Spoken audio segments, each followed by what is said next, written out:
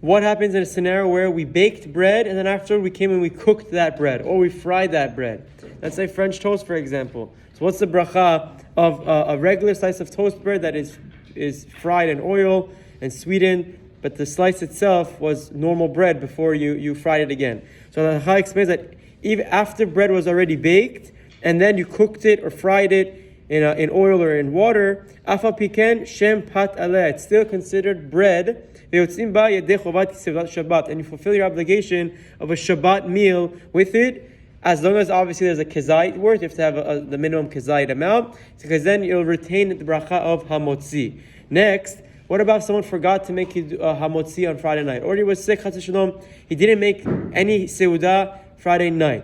Halacha explains that one may make tashlumim. He may make up for the missed meal the next day. So really, we ideally want to have the 3 meals, one after Arvi, one after Shacharit and Musaf, and one after Mincha.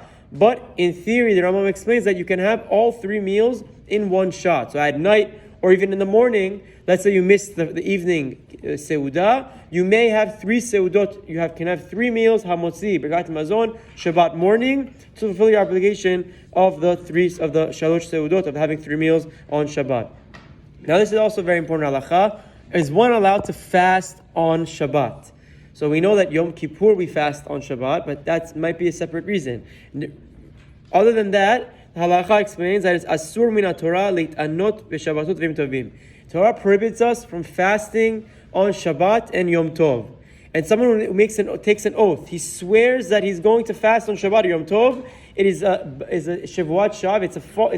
It's a swear that has no bearing because he's going against the Torah, and therefore the swear doesn't even fall onto him. It doesn't even apply to him, and he has an obligation to eat, and you're not allowed to take an oath that you won't eat on Shabbat. There's a mitzvah to eat on Shabbat.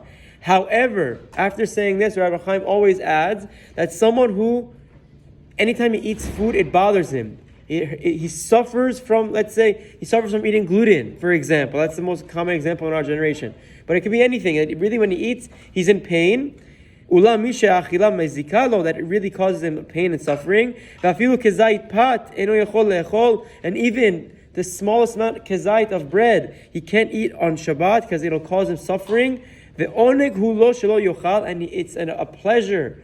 It's a delight for him not to eat. The halacha explains that he is patur min le'achol b'Shabbat. He is patur. He does not have an obligation to eat on Shabbat, and he can refrain from eating because Shabbat was given for an oneg. It was given to be a delight, a pleasure for us. You don't have to come and make yourself suffer, force yourself to eat whenever the mitzvah of eating is based around the idea of delight of oneg Shabbat. So for that reason, Halakha explains that someone who really suffers from eating does not need to force themselves to eat on Shabbat.